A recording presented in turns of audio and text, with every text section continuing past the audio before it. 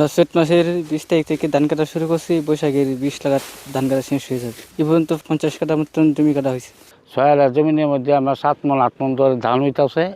আল্লাহর রহমতে আল্লাহ ভালোই দিছে, আমার কোনো সমস্যা নাই। 1100 টাকা দর ধান বেচাই এখন আবার একটু দর ডেম গেছে গা। আবহাওয়া ভালো, কোনো মেঘ বৃষ্টি নাই, কোনো যায় ঝামেলা নাই, সুন্দর মতো সুস্থভাবেই আমরা ফসল নিয়ে আইতাছি। আবহাওয়াগুলো বালা তাহলে এই জমিও ফাঁকি আইছে, এর মধ্যে দামটা পাইছি বালা, এখন দাম কমে গেছে গা। তো কমে গেছে আল্লাহর রহমতে আমরা জমি কমই করছিলাম, আমরা যতটুকু করছি ততটুকু উড়াই ফেলছি।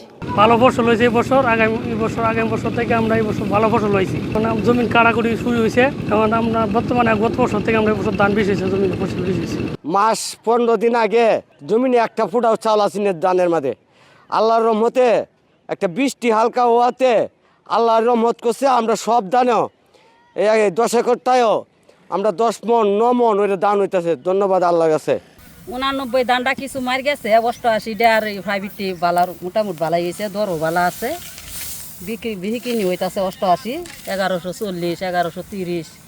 এখন যেটি ব্যস্ত আছে এটি 1080 টাকা, 1000 এভাবে বিক্রি যাইতেছে।